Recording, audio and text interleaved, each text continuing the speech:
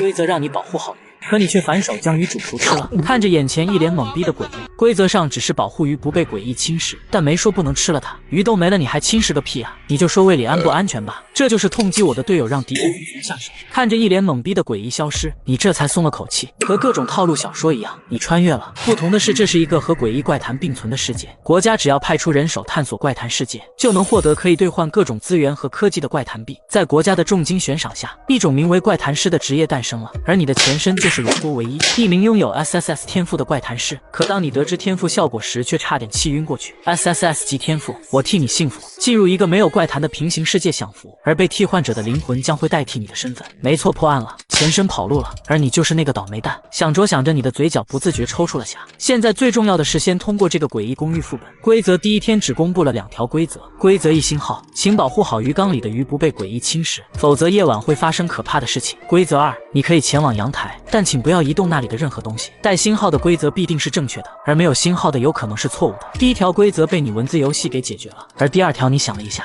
之后站起身朝阳台走去。阳台上很干净，没有多少东西，一把小巧的钥匙静静地躺在阳台中央。你可不会上这么明显的当，只要拿走必定凉凉。规则之外你比谁都安全。最后你还是决定继续躺在沙发上开始摆烂。时间设定本就已经临近黄昏，所以很快到晚上了。约莫又是几分钟过去，你的眼前再次浮现出2条规则。规则3，如果想要前往卧室，请一定带着那条鱼一起。规则4，半夜12点之后请一定在卧室就寝，直到第2天清晨之前绝对不能离开床铺。看到这2条规则后，所有人乱套了，因为没人有自信能在鬼手之下保住鱼的性命，所以纷纷学着你把鱼给剁了。不过龙国的观众并不是很担心，毕竟你有着龙国唯一的 SSS 级天赋，只有你知道你有个锤子天赋啊。要说这天赋牛逼，当然牛逼啊，都跨平行宇宙了还不牛逼吗？关键是牛逼的不是你啊，你此刻站在卧室门前并没有自乱阵脚。2条规则都不带星号，说明一定要带着鱼一同进入卧室并不一定是正确的规则。就在这时，龙国官方使用了第1次提示机会，进阳台瞬死。听到提示的瞬间，你就知道有某个倒霉蛋死在了阳台中。你知道了，这条规则整条都是错的。将这条规则翻转一下变成了不可以进入阳台，但可以移动其中的物品。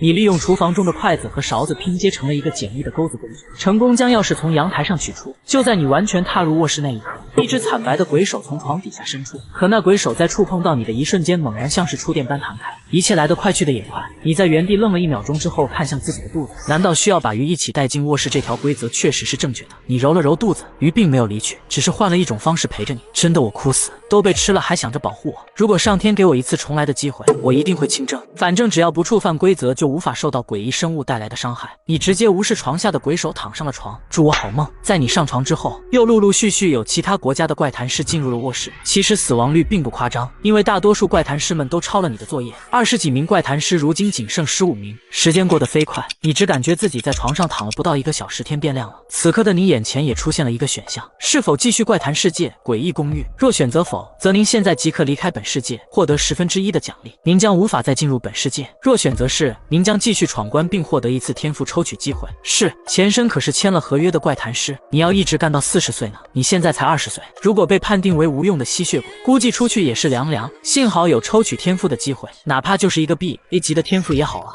抽取3张金色的卡片在你面前不断转动，最终分别是 SS。你的目光瞬间被最中心的那张卡片所吸引。SS 级天赋交给命运，效果每次进入世界时或者获得此天赋时，随机为你刷新一个 SSS 级天赋，持续至本次世界结束。将一切都交给命运吧。由于这个能力的不可控性，才会被排为了 SS 级天赋，实则上限远超大部分 SSS 级天赋。你毫不犹豫地选择交给命运进行天赋更换，这番操作可是让直播间的人傻眼了，纷纷骂你是大傻子。片刻后，你右手中出现了一把银白色的手枪，你开始查看起它的属性。SSS 级天赋物理驱魔，效果你所在的世界中各处将会随机刷新子弹，每一枚子弹可以让你永久击杀一只诡异生物。你不得不承认，这玩意有时候意外的好用。你满意的转动了一下手中的手枪，不愧是 SSS 级天赋。当然，现在手中的手枪是没有子弹的，该怂还是得怂一下。天赋的介绍说是会在世界里随机刷新，无非也就是这么几间房。你正这么想着，第2天的规则已经跳到了你脸上。规则5星号，当时间为上午8点至9点之间时，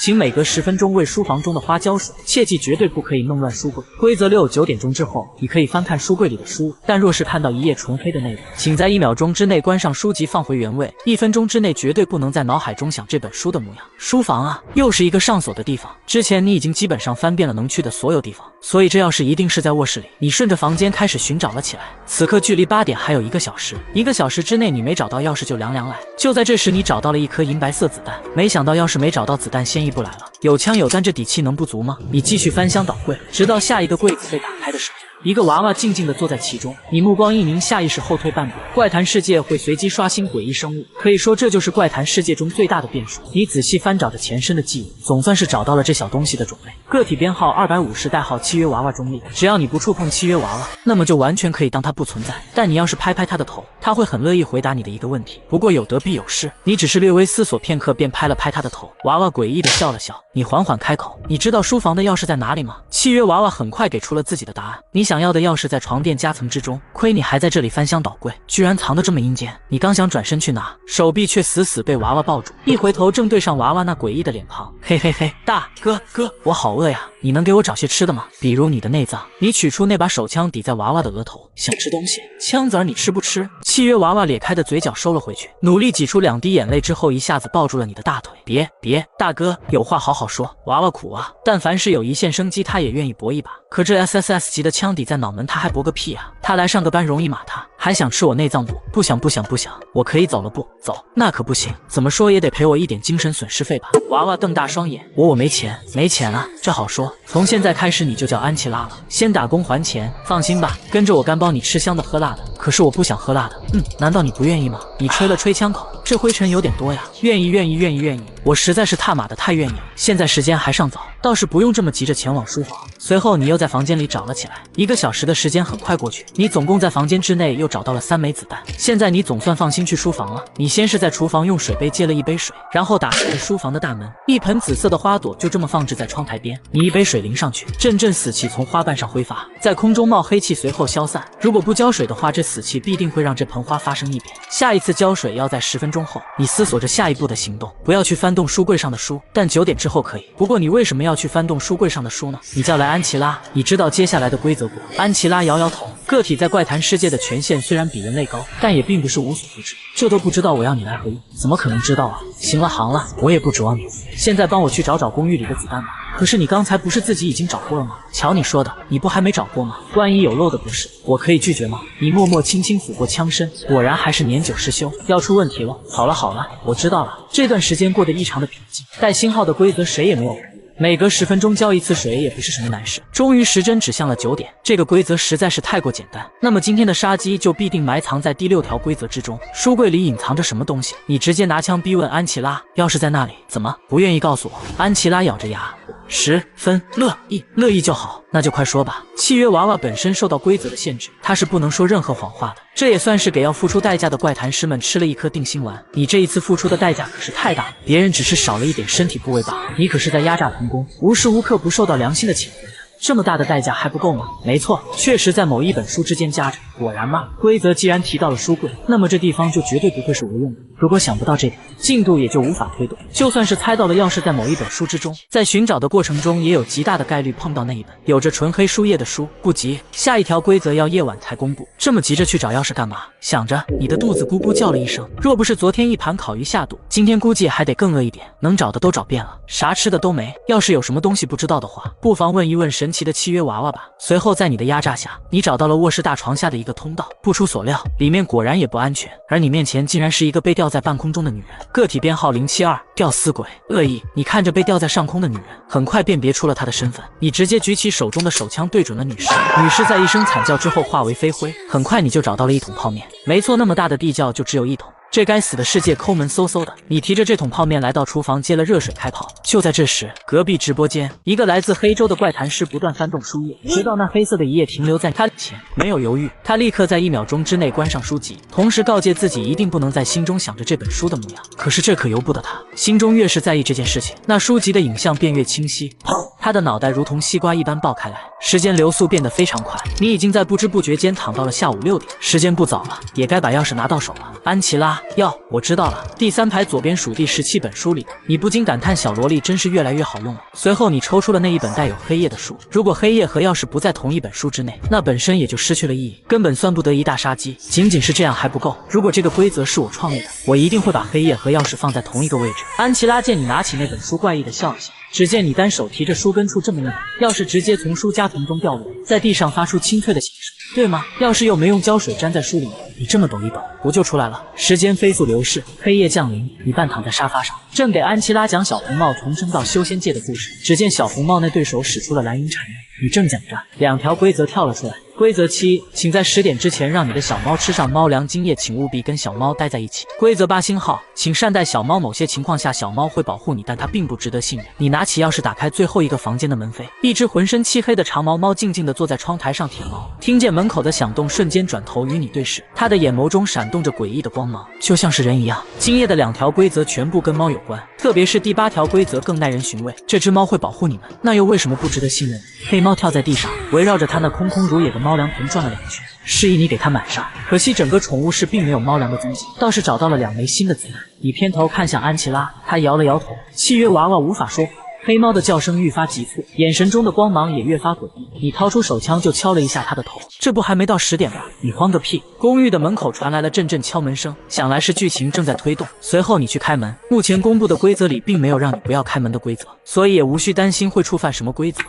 这位先生，有什么事吗？如您所见，我是一名商人，请问您有什么要买的东西吗？如果我要那袋猫粮，我需要付出什么代价？商人搓了搓手指，只要一点小小的代价，这袋猫粮就是您的了。笑话，杀了你也是我的。你抬手就是一枪，商人的身体化作难闻的黑气飘散。回答个问题这么费劲，我最讨厌谜语人了。你把小推车拉进了房间内，黑猫看到猫粮的一瞬间两眼放光，急不可耐地扑了上来。你打开猫粮，皱了皱眉，整袋猫粮散发着一股腐臭的气味，似乎还有阵阵黑气溢散而出，这表现根本就与上午在书房的那盆花一模一样。见此，你将这袋猫粮重新封上。这猫粮有鬼，猫粮是要喂的，但绝不是现在我手中的这袋猫粮，或许要经过什么步骤来净化这些黑气。对了，就像是上午浇水那般，你直接就近从厕所接了一杯水，反正这猫粮也不是你吃，无所谓的了。遇水的一瞬间，猫粮中的黑气大面积溃散，果然有效。每隔10分钟浇一次水，就如同那盆花一样。1个小时的时间过去，你手中的猫粮已经彻底恢复了正常。在这个过程中，黑猫不仅没有越来越暴躁，反倒是逐渐平和了下来。你把猫粮喂给黑猫后，它身上的毛发颜色竟然开始逐渐减淡，直到吃完猫粮之后，直接变成了一只白猫。恐怕这毛发的颜色也就代表了猫咪的诡异程度。白猫温柔地蹭了蹭你的腿，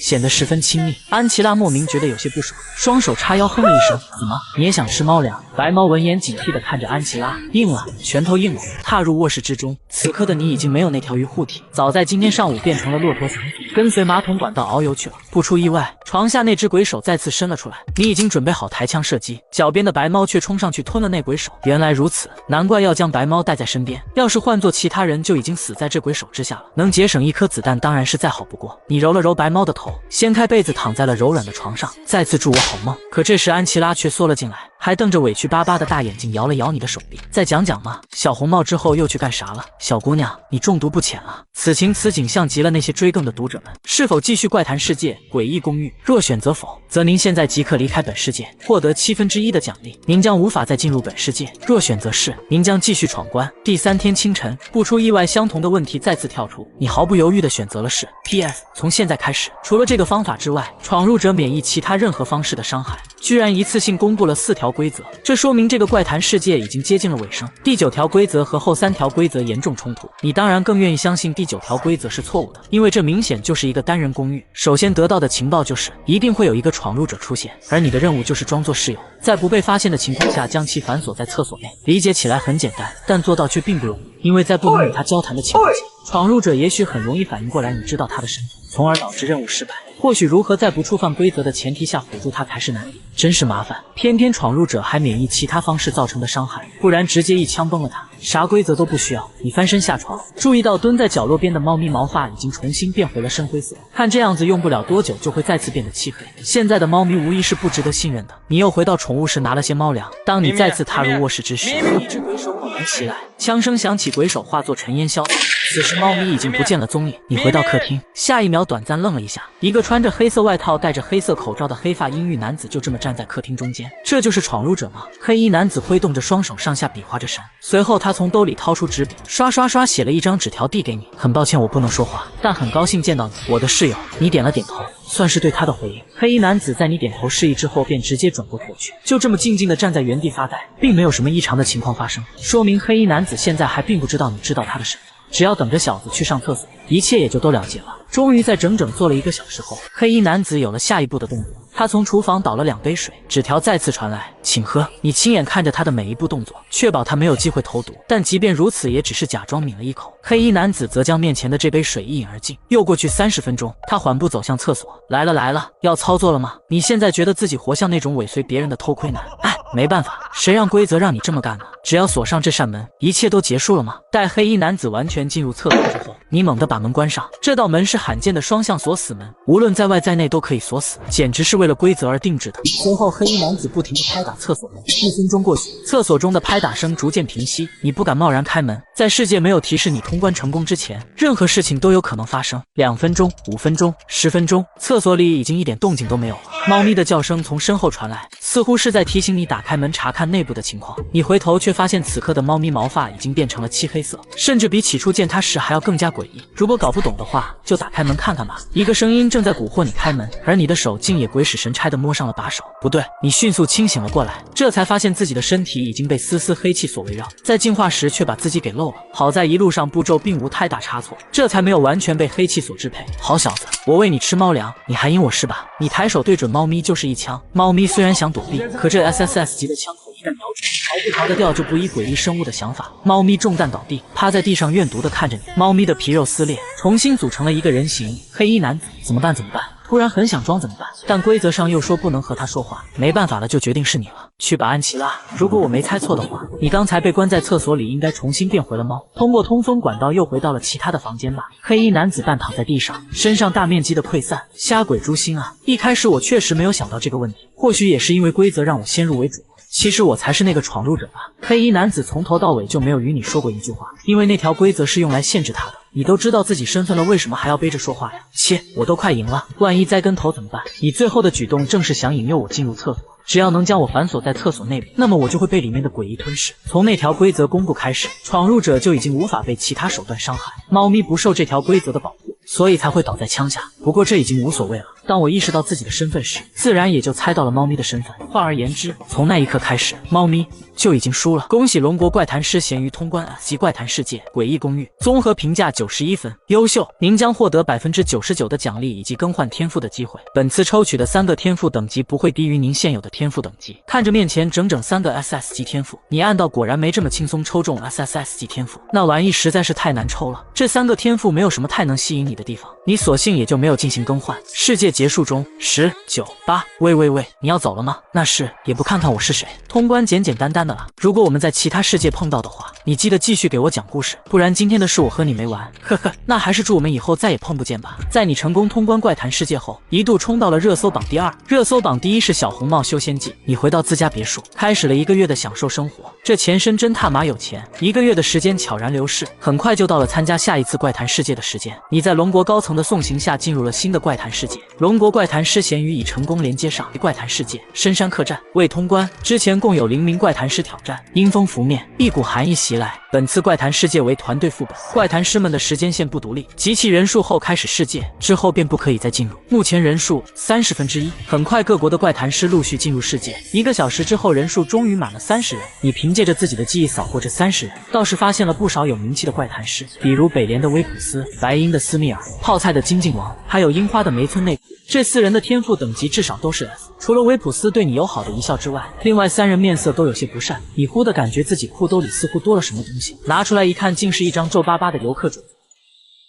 游客守则上的规则就是这8条，大部分怪谈师们紧紧皱起了眉头。规则之间的冲突暂且不提，看上去未免有些太过诡异了些。就在这时，交给命运的能力也令你开始抽取在这个世界的天赋。SSS 级天赋预言家，效果每天限1次，你可以选择1条规则并验证真假。世界中随机位置会刷新卷轴，拾取卷轴可以增加1次额外验证机会，卷轴非常稀少。尊敬的游客，欢迎您在白天旅游风景如画的老仙山，但若是您在夜晚不慎迷路，请一定记住以下几点：1. 老仙山没有过夜的设施，有的话不必理会。2. 请勿逗留，不要睡觉。3. 客栈内没有工作人员。4. 请无视会说话的鹦鹉。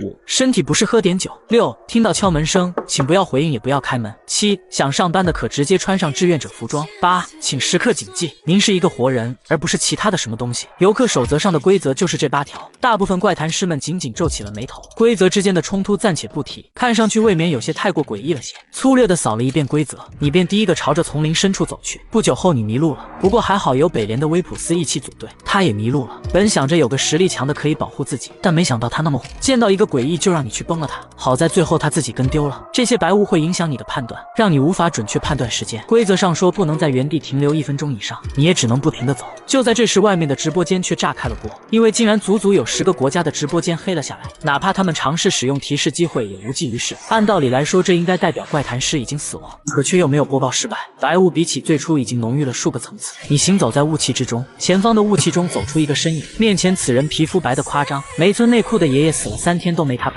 您好，我是老仙山客栈的工作人员，请问您是迷路了吗？那您可真走运能遇见我。接下来让我带您去客栈吧。规则3：客栈内没有工作人员。有了这条规则在前，你并不是很信任面前这个人。虽然你可以立即使用能力验证这条规则的真假，但你并不想现在就浪费宝贵的次数。请快走吧，客栈再晚一点可就要关门了。白雾的影响越来越重，继续待在白雾里的后果不堪设想。你一路跟随着工作人员顺利的来到客栈，整个客栈1楼大厅空空如也。你是第一个来到此处的怪谈师，大部分其他国家领导们的脸色都很黑。其实到目前为止，超过大半国家的直播间已经黑了下去。无比诡异的是，至今仍然没有一个人宣布被淘汰。进入客栈后，没有白雾不断的侵扰，确实让你清醒了几分，但长时间待在白雾里的后遗症并没有完全消除，你依旧觉得脑袋昏昏沉沉的。规则5：身体不适喝点酒。两者的选择重中之重，直接关系到后面你能否以一个清醒的状态来进行推理。你直接使用天赋预言家，这条规则是正确的。得到准确的情报之后，你拿起一瓶白酒抿了一口，酸酸甜甜挺好喝的，倒是有种白酒味饮料的感觉，那种晕晕沉沉的感觉减轻不少。这是您的房间号，先生。规则5已经说明，想要完全消除影响的话，在喝完白酒之后应该前往自己的房间，一一对照门牌号，你走进了属于自己的房间。一股柔和的力量洗刷着你身上的疲惫感，让你感觉浑身上下无比的放松。你随即注意到了床头柜上的单子，住客须知，老仙山客栈为在老仙山迷路的游客们提供免费的住宿和食物酒水，但还请各位游客们在住宿时遵守以下规定。规则9：仓库有食物，如有需要请呼唤工作人员。规则10：您只能进入自己的房间。规则11：远离神志不清的人，或者给他一瓶白酒。规则12：乌鸦无害，远离蜘蛛。规则13：老仙山有个山鬼四处游荡的传说。规则14：如果您身体出现异常，请回到房间喝下白酒，并用白酒给伤口消毒，别接触老鼠。规则15：跟着鹦鹉会有大宝贝。规则16：白天可以随意活动，但不要离开客栈。我滴个乖乖，又是8条规则公布。同是 S 级的诡异公寓不是总共才12条规则吗？你确定这只是 S 级的怪谈事件？我是人，不是什么其他的东西。一个男人跌跌撞撞地冲进客栈，威普斯成为了第2个来到客栈的怪谈师。北联观测员毫不犹豫地使用了第1次提示机会，快喝白酒然后回房间。威普斯挣扎着走向柜台，拧开一瓶白酒一饮而尽，爽，得劲。随后威普斯接过那人自3号房的木牌上了楼。规则中一共提到了4种动物，即乌鸦、蜘蛛、老鼠、鹦鹉。单从规则上看，乌鸦和鹦鹉对于他们而言是有益的，蜘蛛和老鼠则是有害的，不过是无绝对。就比如规则4提到要小心会说话的鹦鹉，这4种动物真的只是动物吗？是否代表了什么其他的东西？更多的线索还需要去寻找。你走出房间，迎面一只老鼠跑来，他见到你的一瞬间停下来鞠了一躬，这老鼠还挺有礼貌。你转头看向老鼠跑来的方向，然后直接朝着那个方向走了过去。你顺着楼梯来到4楼，因为规则的限制并没有进去一探究竟，一只手搭上了他的肩膀。先生，天字房区域目前客栈暂未开放，还请您移步别处。我刚才看到了一只老鼠。那先生您一定是看错了，客栈向来整洁，不会有老鼠这种生物。工作人员再三催促，只好回到了3楼。还好你最大的优点就是不听劝。待工作人员消失后，你迅速返回4楼。很快你发现这里不是只有客房，还有员工宿舍，门被锁死，眼下无法进入，但门缝处却有意外之喜。你拿出那张夹在门缝的纸条，不管看到这张纸条的是谁，去大厅靠门左侧的角落，那里有你想知道的某些东西。大厅靠门左侧的角落，既然员工宿舍已经锁死，你也便不在这里浪费时间了。一只红色的眼眸默默注视着你离开。当你来到大厅时，恰逢第3名怪谈师进入了客栈，白英国的斯密尔。没没想到你竟然还先我一步来到了客栈，没有死在白雾里真是可惜，毕竟还没有见证你嗝屁，我怎么能先一步走呢？斯密尔哼了一声，从前台处接过了房间号，他并没有去拿柜台上的白酒，也根本不需要。斯密尔的天赋是 S 级的神用面纱，可以免疫世界对他精神方面的侵扰，所以他也根本没必要去辨认白酒和果汁的区别。不过他却察觉到了白酒正是其他人对抗精神侵扰的道具，随后他竟然直接抄起地上的板凳，猛然朝着柜台砸去。那么只要他毁掉所有的白酒，不管他能不能通关，其他人反正是别想了。还好工作人员及时出现，单手抓住了斯密尔手中的板凳。斯密尔倒也不气馁，成功了当然好，失败了对他也没啥损失。斯密尔像是小嘴摸了翔似的对着你一顿乱喷，你没有理会斯密尔，毕竟你现在的首要任务是纸条，像这种货色在小说里一般活不了多久的。之前看纸条的时候，你故意把纸条往怀里缩，如果被直播间泄密了，现在斯密尔就要和你争了。等他走后，你在暗格内发现2样东西，一是一个笔记本，二是一张卷轴。卷轴是你天赋的产物，而这本笔记想来就是留下纸条那人所记录。你没有立即打开笔记阅读，而是回到房间偷偷看，翻开笔记，上面用歪歪扭扭的字写着主人在客栈中的遭遇。该死，这深山老林怎么会出现一家客栈？算了，比起那白雾，这家客栈似乎也没那么恐怖。话说我其实根本就没有选择吧。见鬼，这里的工作人员怎么这么怪异？我无法信任他们，但是又不得不向他们讨要食物。我碰到了一个穿着黑色衣服的工作人员，他的态度竟然出奇的好，和另外那些蠢货不一样，还热情的送了我一些烤肉。不对劲，为什么这些工作人员看我的目光如此奇怪？身上好痒，小心工作人员，他们会杀了你。笔记越到后面字迹就越潦草，特别是最后一句话只能依稀辨认。你老练的姿势让直播间的众人根本看不清楚笔记上写着什么，只能替你干着急。黑衣服的工作人员，目前从笔记上记录的东西来看，他们确实是可以呼唤工作人员的。笔记的主人很显然已经这么做了。另一边的威普斯也看完了床头柜的那张单子，正在分析总共16条规则之时，一只乌鸦却从窗外飞了进来。去！威普斯挥手驱赶乌鸦，乌鸦在窗台上左跳右跳，就是不肯离开，真是晦气。现在待在房间得不到任何有用的情报，他也决定出去转转。在威普斯走后，那乌鸦一蹦一蹦的来到了那空着的酒瓶处，舔了舔瓶口残留的白酒。快看，阿三国的直播画面恢复了。阿三国的观测员本来已经不抱有希望，正在逗弄自己养的小蜥蜴，没想到原本已经黑掉的屏幕却突然恢复了画面，这让他既惊又喜。我这是在哪里？画面中的艾弗斯躺在地板上挠着头，看他周围的环境。这时房门被一个人推开，这位先生，这不是您的房间吧？这位先生，这不是您的房间吧？放屁，这就是我的房间，是吗？那么请将门牌拿来我看看。我弄丢了呀！大哥，给个机会。不行，你有取死，看我来。阿三国怪谈师艾弗斯死亡，本次怪谈世界已死亡人数1。阿三国观测员刚才还在高兴呢，没想到自家怪谈师直接中了头彩，这运气也没谁了。其他国家观测员们纷纷咽了一口唾沫，他们忽然觉得这直播画面其实也不用这么快恢复，让他再黑一会儿吧。威普斯一路下到大厅，而这时客栈的门又再一次被打开。疯疯癫癫的梅村内裤一边傻笑一边歪歪扭扭地走进了客栈。哈哈哈！你敢吃翔吗？我敢！威普斯一脚把他踹开老远。樱花国的观测员此刻也顾不了其他，连忙使用提醒机会提醒梅村内裤去拿白酒喝。提醒音的响起也短暂唤回了梅村内裤的意识。他一边纳闷胸口怎么这么疼，一边赶紧从柜台上拿下一瓶白酒。正当他扭开瓶盖欲喝时，威普斯忽然冲过来抢走他手中的酒瓶，一下子砸在他的头上。你喝个锤子！这一瓶子砸上去，不仅把梅村内裤砸懵了，就连直播间的众人也一下子懵了，特别是樱花国的网友们急得直跳脚，抄起键盘就是干。好不容易遇到一个看上去还有那么一点靠谱的怪谈师，虽然好像也不是特别的靠谱，不过至少他能找到客栈吧。威普斯知道梅村内裤这个人，他在通关上一次一个级怪谈世界后将天赋更换为了 S 级，是一个值得注意的对手。只要现在提前让他下线，直接让他把天赋带进坟墓里。威普斯先是一脚把他踹倒，然后直接控制住他。没过几秒钟，梅村内裤的眼神重新变得迷离，威普斯只觉一阵诡异的力道，下意识放开了他。紧接着威普斯只见梅村内裤身体一阵扭曲，竟然开始长出黑色的羽毛，最后整个人变成一只乌鸦。威普斯后退2步，乌鸦竟然是活人变的。他想起自己房间里的那一只，不禁毛骨悚然。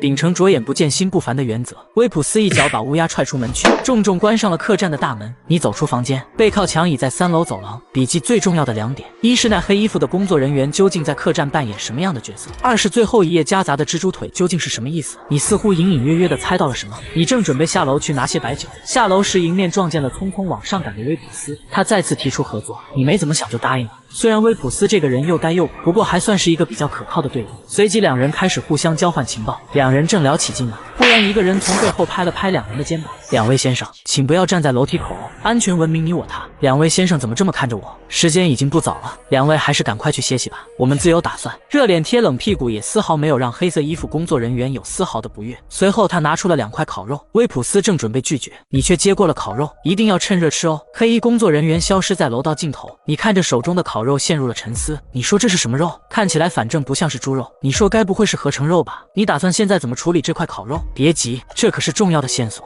服务员，我需要食物。你这一嗓子可让直播间众人吓得不轻，因为之前规则3让他们最好不要尝试呼唤工作人员。外国网友们打起了精神，心中默念最好一下子把这2个家伙一起弄死。很可惜，这是不可能的。一个工作人员很快出现在他们面前。先生，这是您需要的食物，谢谢。你接过篮子，里面是一些面包和矿泉水，再简单不过的食物。如果没什么事的话，我就先离开了。不，还有一件事，你把烤肉递给了工作人员，这是另一个工作人员交给我的。你看有什么问题吗？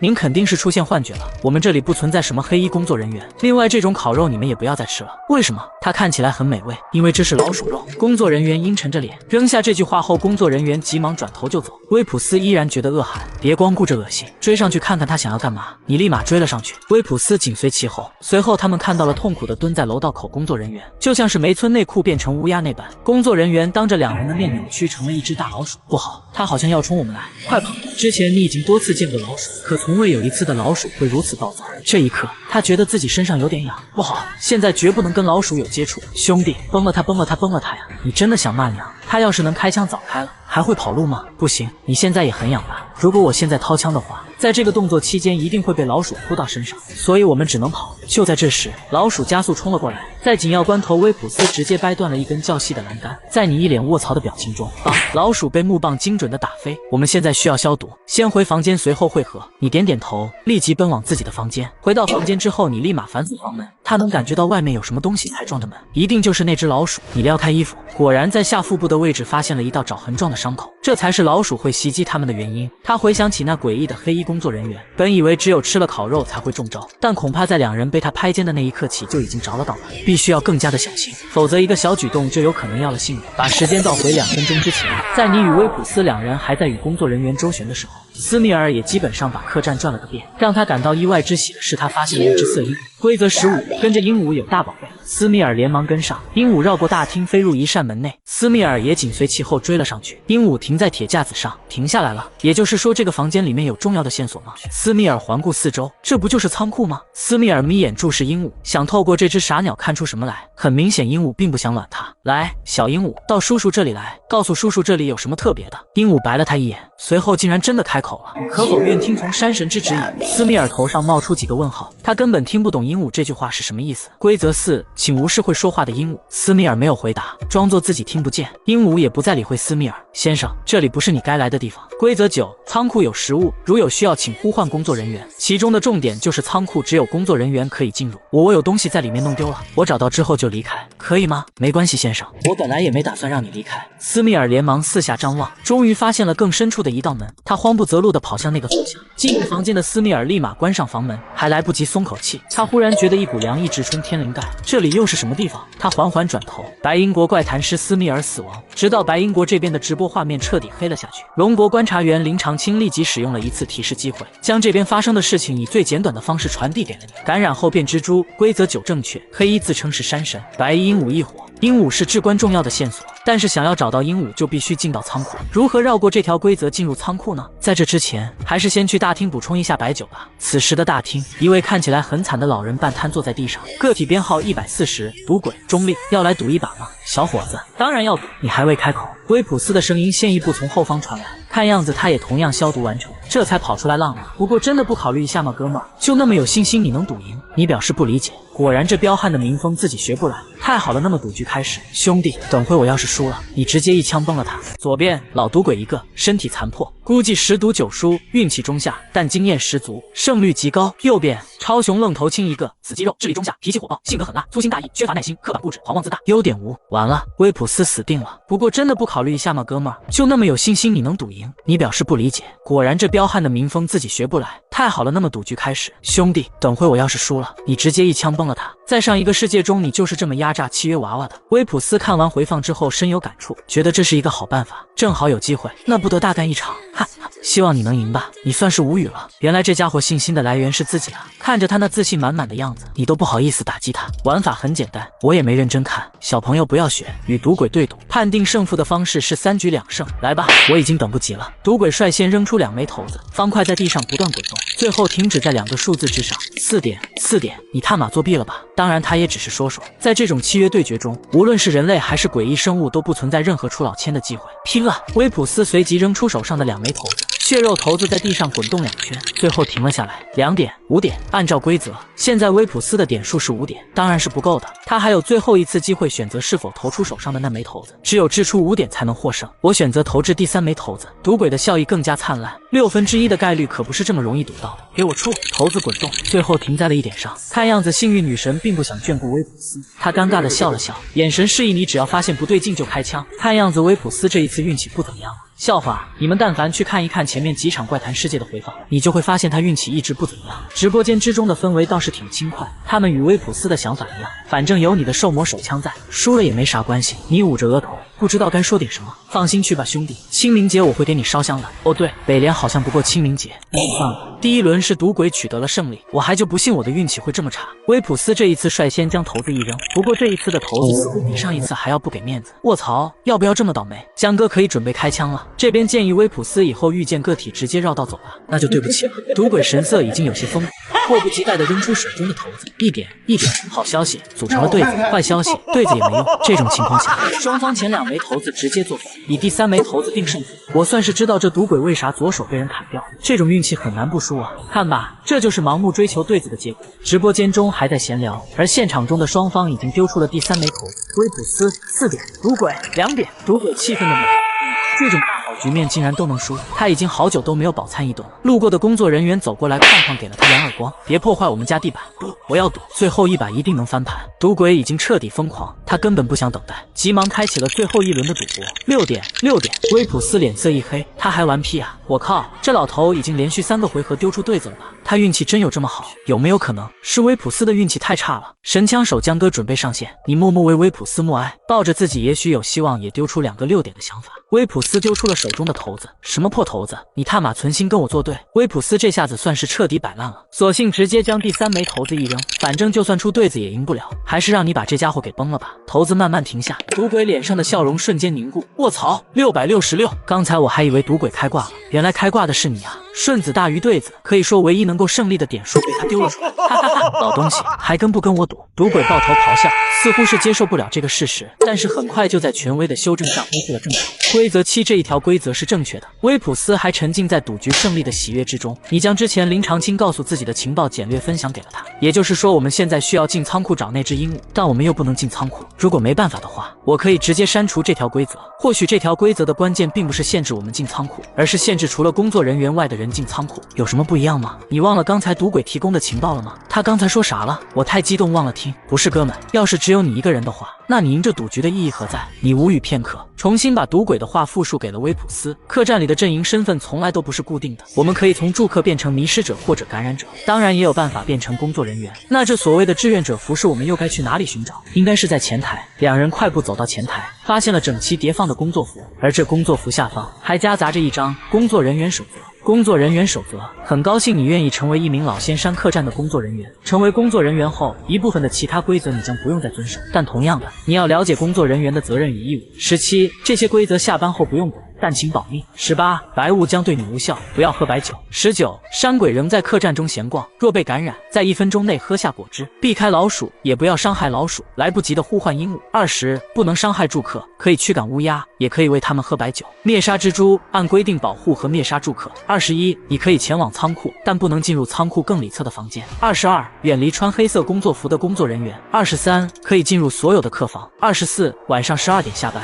这是推进进度必要的环节。随后你们便穿上工作服前往了仓库。你的视线在仓库中扫过，很快发现了那只站在铁架子上整理羽毛的鹦鹉。可否愿听从山神之指引？威普斯心生警惕，但你却对此抱有不同的想法。验证规则4，能力发动。这条规则半真半假，您也许会在客栈之中看见各种各样的小动物。正确，切记，鹦鹉不会说话，如果您见到了会说话的鹦鹉，请装作没听见。错误，动物们大多时候很温顺，但绝对不能仅跟同一种动物待在一间房过久。正确，果然，最关键的地方是错误的。得到准确信息的你上前一步，你说的山神究竟是什么？那个兄弟，规则呀，你忘了吗？令所有人意外的是，鹦鹉竟然真的回应了你。山神乃是庇佑这方天地的神灵。庇佑？我可并没有感觉他怎么在庇佑天地啊！滋，你还能站在这里和我说话？这就是山神对你的庇佑。本来这迷雾触之即死，山神并非全知全能，只能尽可能的延缓雾气对你们的影响。倘若这山上没有这间客栈，这里一个活人都不会有。那么这片迷雾的起因是什么？那个黑衣工作人员又扮演着什么样的角色？这些都是因为山神的诅咒。我只能告诉你这么多。再说一点呗，你这样云里雾里的，谁能听懂啊？最后我能告诉你们的只有一件事，去找其4把神特么奇的钥匙。愿山神保佑你们。鹦鹉发布完任务，眼神当中人性的光辉彻底消失，已经变成了普通的动物。指引者的任务已经完成，鹦鹉也就可以从剧情中退出了。两人开始了双人副本通关任务。哦对，还有其他的人，他们老惨了。我们现在要去找那4把钥匙吗？话说那钥匙到底长啥样我也不知道，我们怎么知道找到的钥匙一定就是他让我们找的钥匙呢？暂且我也不知道，但我们现在最好还是先下班吧。还有将近20分钟的时间就是12点了，先回房间吧，明天再碰面。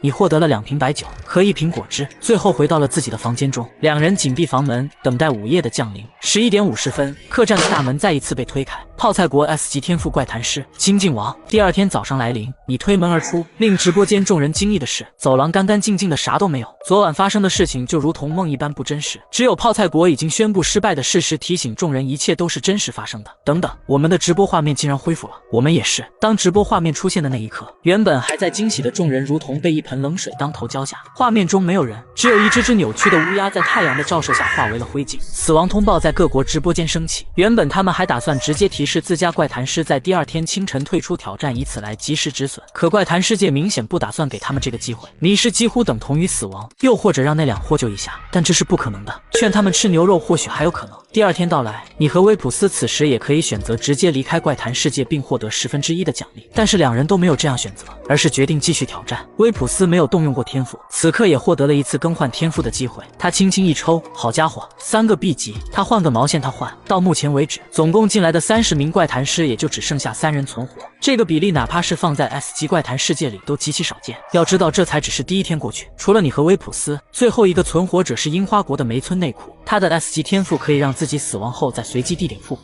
正好复活到了客栈厕所，状态也一一刷新，算是逃过了一劫。樱花国网友们激动的热泪盈眶，先别管他是怎么活下来的，至少真活下来了。你来到大厅时，发现了写着云雾一月的4个钥匙孔，你想起鹦鹉最后的那句话，他让找的那4把神特么奇的钥匙，想必对应的就是这4个钥匙孔。接下来事情就简单了，想来找齐钥匙就可以通关了。随后你和威普斯在客栈找了起来，云寓意着天，你们在天字房找到了1把钥匙、1块碎玉和1本笔记，整个客栈被你们翻遍了，除了仓库里侧的房间和员工宿舍。不出所料，你们果然在员工宿舍找到了代表着 E 的钥匙，还有1块碎玉和1本笔记。月你们找不到，不过在晚上你们在客栈附近找到代表着雾的钥匙，同样的还有1块碎玉和1本笔记。3块碎玉相接，一股柔和的光芒让断面连接起来，一枚完整的玉佩就此出现。想来没错了，明明有着4把要寻找的钥匙，碎玉却只有3块，这不恰好说明想要找到最后1把钥匙就必须得依靠玉佩的力量。你现在有3把钥匙、4本笔记和1块玉佩，而且每个钥匙的旁边必定有1本笔记。第1本笔记是你在大厅发现的，所以最后1把钥匙极大可能是在大厅，但大厅他们找过了，根据最后1把钥匙的描述是月，所以最后1把钥匙很可能是在晚上最危险的时候出现。玉佩只能保护1个人，也就是说只有1个人能通关，气氛顿时紧张起来。虽然你们2个人品欠佳，但这段时间也处成了铁哥们，并没有第一时间动手。友谊的小船自然翻不了，而且龙国和北联向来交好，在2国的协商下，威普斯放弃了通关的机会，2国平分奖励，合作愉快，期待我们的下一次合作。合作愉快。至于梅村内库，2人压根不知道还有个人活着，他就自己能把自己给玩死了。就在你们找第2把钥匙时，黑衣工作人员开始了第2天的第1次袭击，他感染了所有人。好在你和威普斯及时回房间用白酒消毒，而梅村内库就惨了，不知道什么原因，白衣工作人员集体消失了，他没有自己的房间，然后死在了感染下，复活后更惨，随即在了客栈外被阳光灼烧成了灰烬。好在最后一次天赋复活感谢神策，您再一次庇佑了我。一次感染竟然足足消耗了2次复活机会，也就是说梅村内裤的天赋使用机会已经消耗殆尽。他打了个寒战，想起了樱花高层们临行前对他说的话：梅村君，我相信你一定具有武士道精神。听好了，上1个月我们在 S 级怪谈世界里成为了全世界的笑柄，这1个月好不容易又刷新出了一次 S 级怪谈世界，哪怕是荣耀的战死在里面，也绝对不能中途退出，明白吗？他也想不明白啊，有选择吗？可恶的龙国咸鱼，都是你，哪怕就算是死，我也得带着你一路。杀人就会失去通关的资格，他现在巴不得如此，能够干掉咸鱼这个心腹大患，说不定回国之后还能得到嘉奖。梅村内裤蹲在楼梯口守株待兔，很快便听到了一阵下楼的脚步声。来了，去死吧！酒瓶被稳稳捏住，黑衣工作人员黑着脸，在这客栈里从来都只有他暗算别人，现在竟然有老六敢暗算他。梅村内裤大惊失色，转身就往大厅跑去。因为某种限制，黑衣工作人员没有去感染他。见黑衣工作人员没有追上来，梅村内裤这才终于松了一口气。他感觉脚踝有点痒，就像是什么东西爬了上来。低头一看，居然是一只比手掌还要大的蜘蛛。他给直播间的众人展现了一段热舞，差点没蹦天上去。不过他似乎忘记了某条规则。梅村内裤无疑已经慌了神，早把这条规则忘到九霄云外去。他现在只记得蜘蛛无比危险，自己必须要远离。他逃，他追，他插翅难飞。有时候越是想逃，越是逃不掉。蜘蛛的身体忽然变得巨大，下一刻他猛地扑在梅村内裤的身上。蜘蛛桑，我错了，不要吃我。樱花国怪谈师梅村内裤死亡。午夜12点来临，成败在此一举。你走出房间，在光圈的保护下，一路来到大厅。黑衣山神站在大厅中央，就像是在静候你到此，也并没有发起任何攻击。恭喜！直到看到最后的钥匙，你悬着的心才终于放了下来。随后把钥匙插入了对应的4个钥匙孔。恭喜龙国怪谈师咸鱼通关 S 级怪谈世界深山客栈，综合评价96分，优秀。您将获得100%的奖励以及更换天赋的机会。本次抽取的3个天赋等级不会低于您现有的天赋等级，又是3个没啥用的 SS 级能力。我选择不替换天赋。恭喜您获得了特殊通关物品山神玉。山神玉，其他任何生物无法通过任何方式抢走此物，且此物只对唯一绑定佩戴者生效，每个怪谈世界限1次，为佩戴者抵消第1次死亡威胁。哇，竟然是特殊物品！鱼哥这运气也实在是太好了点吧。在通关怪谈世界后，通关者有概率获得一件特殊物品，不过除了 SSS 级怪谈世界通关必定获得此物品外，那概率简直低到可怜。SS 级的概率是 6.3%， S 级的概率是 0.3%， 至于更低级的 A 级及以下怪谈世界几乎可以等同是没有概率。脱离怪谈世界后，你一直秉承着办事的时候认真办，该玩的时候认真玩的原则，又是一笔巨款入账，该享受咱就享受，别去装什么高深莫测，别到时候带着巨款进棺材那可就欲哭无泪了。半个月很快过去，期间一个网名叫做万古剑仙的网友发了一篇小作文，那是对你一顿贬低，说什么通关只靠运气换他也行。虽然这家伙当天就被骂成了狗屎，不过他倒越战越勇，你懒得理他。才怪，你不缺心眼那还是你吗？以你现在的财力，顺着网线去搞他轻轻松松，嘎嘎嘎嘎嘎，你行你也上啊。龙国怪谈师咸鱼已成功连接上 S 级怪谈世界夜鬼之城，未通关，之前共有0名怪谈师挑战。龙国怪谈师宋忠已成功连接上 S 级怪谈世界夜鬼之城，未通关，之前共有1名怪谈师挑战。宋忠，这是谁？完全没听说过啊。等等，他怎么在选择天赋？完呢，D 级天赋挑战 S 级怪谈世界，找死的话建议去跳楼，比较快一点。他一个新人怎么敢吧？龙国新生代这么猛的吗？宋忠原本在家继续写着关于某鱼的小绯闻，没想到下一刻真是哥威胁到了 S 级怪谈副本。本以为凭借着自己过人的聪明才智能顺利通关时，他却觉醒了当前副本的唯一 D 级天赋。D 级，真是够绝望的。这特么 D 级，再好也好不到哪里去吧。D 级天赋自狂人，效果使用之后1分钟之内必定无痛苦死亡。死亡很多时候并不是最可怕的事情。宋忠惊呆了，多么令人窒息的一个天赋啊！宋忠立马看向第2个天赋 D 级天赋反伤，效果当你受到诡异个体的袭击时，你可以令其承受相同的攻击。其实你知道的，诡异挨诡异一巴掌，这些能力有鬼用啊！抱着绝望的心情，宋忠看向了第3个天赋 D 级天赋上天的任务。效果在本次会谈世界之中会给你刷新任务，每做完一个任务便刷新一个任务，完成任务后可以知道随机一条规则的真准性。老天爷有时候可能会跟你开一点小玩笑。宋忠两眼放光， D 级天赋里也有这么靠谱的能力吗？难道他就是天选机器？哈哈哈哈！我万古剑仙果然命不该绝。副本很快便凑满了30个人，你被传送到了一个普通的房间之中。来到阳台往下望，这里似乎是一个小区，同时你也发动了天赋能力，抽取了本次世界中的随机 SSS 级天赋，你好像有点大病。你目光一凝，你怎么感觉这天赋在骂你？不对劲，再看看效果。在世界中会随机刷新任务，完成之后您将获得本世界特有货币，只有在对应的世界才有机会刷新出此天赋。自尊心能换钱的话，我早成天下首富了。你很确定这是一个从未有人获得过的 SSS 级天赋，并且看效果只有对应的怪谈世界能够使用，一旦离开可就相当于没有任何作用了。作用倒是简单粗暴。这时脑海中一个声音响起，第一天的规则公布了。规则1，不夜币是本城唯一的通用货币，避开红色旗帜的摊位。规则2，这里没有人，不要让他们发现你是人。规则3，火力不足不要去没有阳光的地方。规则4，夜晚来临前所有食物都可以吃，除了狗肉，夜晚来临后不要再进食。规则1中所提到的不夜币应该就是与你天赋所联系的货币。目前看来，不夜币在此次怪谈世界中的作用可谓是十分巨大。你拿起床头柜上的地图册，算下来这个怪谈世界应该约莫有一个小县城这么大，面积比之其他世界已经算是相当的大了。地图旁边摆放着一张招工单，你粗略的扫了两眼，有送外卖一次性10个不夜币的工作，还有去帮别人扛水泥一次性100个不夜币的工作。好家伙，进了怪谈世界还得打工是吧？每名怪谈师手中有初始的100不夜币，武器的价格必定不会便宜，只是不知道这100块钱购买力究竟如何。算了，还是先看看我的任务吧。你这才想起自己刷新的任务不就可以赚不夜币吗？等等，这奖励多少？卧槽！你连忙擦了擦眼睛，确保自己没有看错。就算是奖励最低的任务，就有足足的1000不夜币作为报酬。好家伙，你总算知道这个天赋为什么能评上 SSS 级了，这根本就是标准的拿钱砸死你啊！但是把这些任务内容看一遍后，你嘴角不禁抽搐了一下。也不是说有多难完成，只是吧，你顺着楼梯来到1楼，这里看上去就与一般的小区别无两样。规则2，这里没有人，不要让他们发现你是人。两个老头看起来十分和善，并且与一般人没有什么不同。小伙子，怎么以前没有见过你？你是外地来旅游的吗？可惜你不想理会梁老头，梁老头却主动的打起招呼来。不，我是耀阳小区的，这2天过来探亲。梁老头微微点了点头，你也没再搭理他们，径直走出了小区。小区的门口就是一个商铺，外围还挂着一道天蓝色的旗帜。前台的屏幕中有全部商品的菜单，最上面就是些饮料、零食之类的日常品。翻阅几秒钟后可就大变样了。鬼式726银弹手枪，售价100不夜币。这些东西就是规则中所提到的武器了吧？一把手枪竟然仅只售价100不夜币，这未免也有些太便宜了吧？正当你准备继续翻阅之时，老板不知什么时候已经鬼魅的来到你的身后。不，我是耀阳小区的，这2天过来探亲。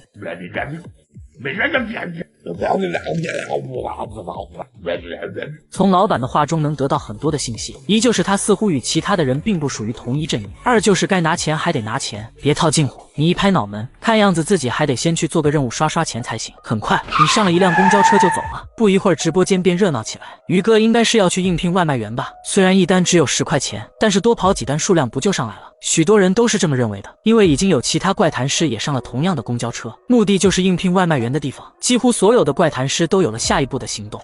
除了这一个，宋忠看着公布的4条规则，暗暗捶了自己胸口2下。看来只要做4个任务就能验证这4条规则的真假，没验证的规则就不要去触碰吗？现在看来这怪谈世界也就这样，一点都不难。他看向了自己的第一个任务，厕所里的老八，完成1次自产自销。你知道是什么意思的？玩文字游戏不算完成任务。我尼玛，他忽然感觉这任务好像也不一定要去做吧。算了，还是先去买把武器吧。宋忠决定就当这个天赋不存在，他今天就算是饿死，从这里跳下去也绝对不会吃一口那玩意。来到小区楼下，宋忠用自己仅有的100不夜币买下了一把手枪。不对啊，老板，怎么没子弹？宋忠瞪大双眼，一颗子弹多少钱？500元一颗，你怎么不去抢？还良心，这价格直接让他良心。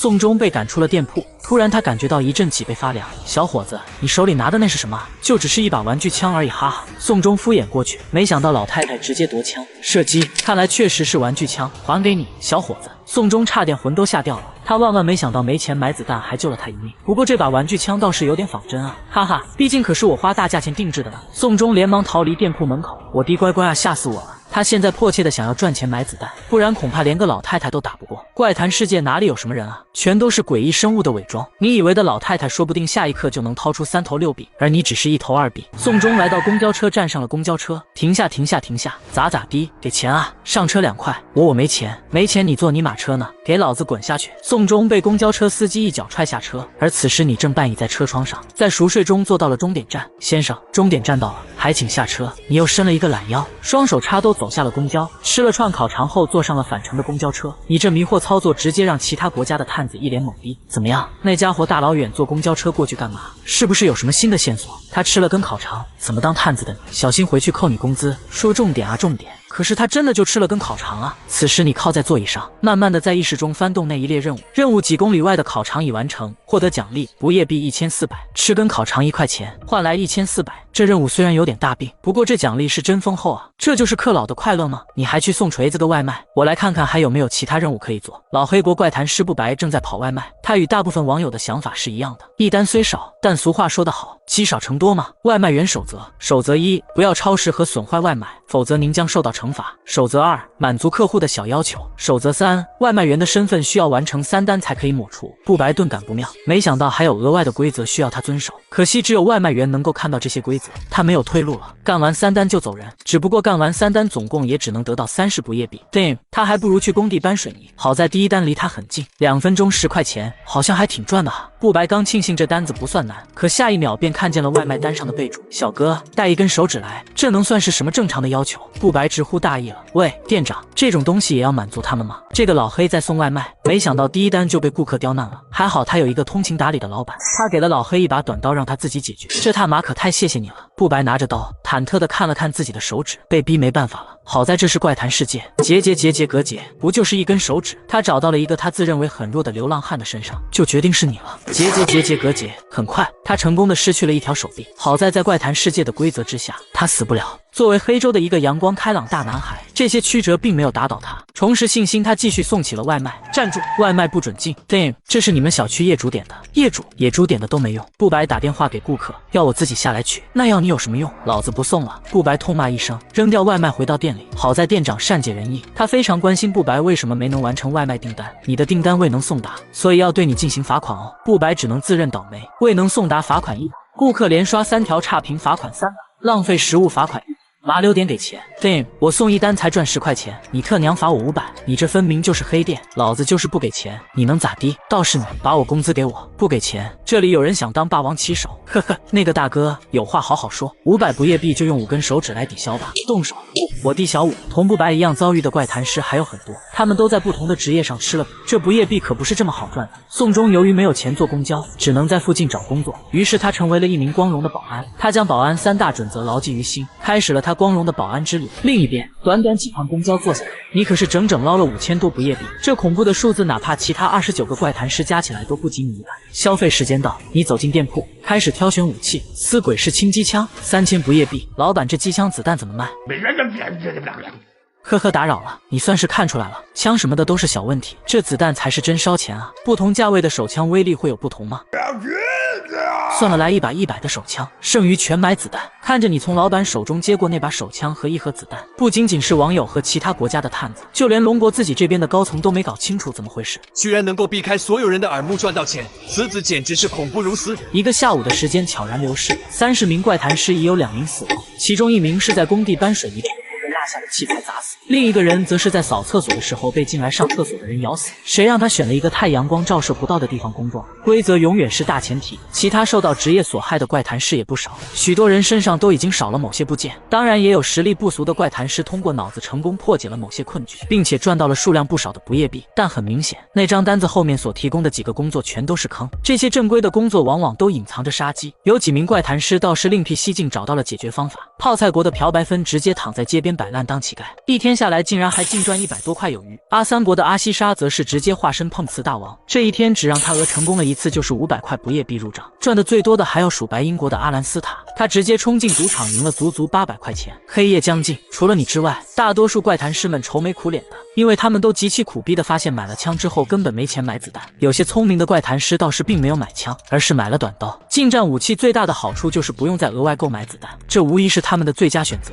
第一天的夜晚降临，同样带来的还有4条新的规则。规则5，您家的灯光能让您安全的度过夜晚。规则6，夜晚离开房间后隐藏您的面容和身份。规则7， 7，夜晚只能通过杀戮获取心脏转部叶壁。规则8，纯黑的狗是值得信任的。又是4条规则公布，直接把宋钟给干懵了。这要是算下来，每天至少8条规则起步，他能猜出来个屁啊！他默默地望向厕所，不行不行，再怎么样我都不能吃这东西。你也在细细揣摩着这4条规则。前2条规则很明显在告诉他们夜晚不要离开房间，只要打开灯光就能平安无事。你照规则所说打开灯光，的确无事发生。可如果这么简单就能够活过今晚的话，后面2条规则存在的意义是什么？只要足不出户，根本就没机会碰见其他的人或是狗啊！你怀疑规则的真实性，决定外出探索，有道是风险与机遇并存，这可是 S 级怪谈世界，能这么好心让你在屋里安全带到通关，还不如去做梦更合适一点。鉴于规则上所说不要让别人认出自己的真人，你从房间中翻出一块黑布蒙住了自己的下半张脸。楼道很近，你甚至能很清晰地听见自己的呼吸声。小伙子，这么晚了还要出来闲逛吗？怎么脸上还带着块布？是烧伤了吗？来，让婆婆看看你。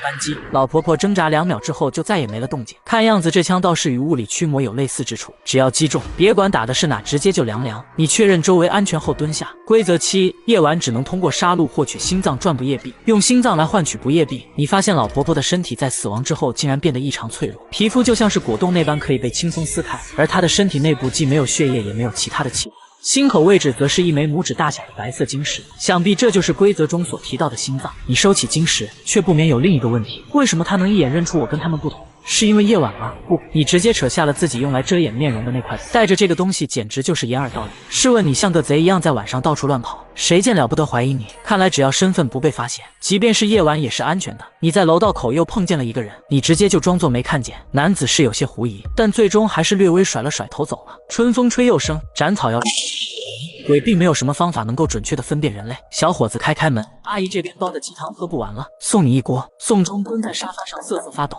门外的阿姨默默地看着门缝中透出的光线，这家伙还想装不在家，当自己是瞎子。敲门声越来越急，妈妈，我下辈子再也不当喷子，我决定了。只要活过今晚，第2天立马溜走。网暴不网暴的算个屁啊！他脸皮厚，他受得了。开灯就安全，这条规则未必是正确的。宋钟现在是真怕门外那个大妈直接破门而入，还好他现在住在2楼。究竟该怎么样验证规则正确与否呢？宋钟的视线慢慢飘向厕所，他咽了口唾沫，然后宋钟走向了厕所，并关上了厕所门。出于对怪谈师隐私的保护，怪谈师在进行上厕所或者洗澡之类的活动时，直播画面会暂时屏蔽。只要别人没看见我吃，那就等于我没吃。宋钟已经做完了第1步，他良久无言地盯着那坨东西，心中天人交战，迟迟伸不下去手。拼了！古有勾践卧薪尝胆，今有我宋钟卧侧尝降。干了兄弟们奥利给！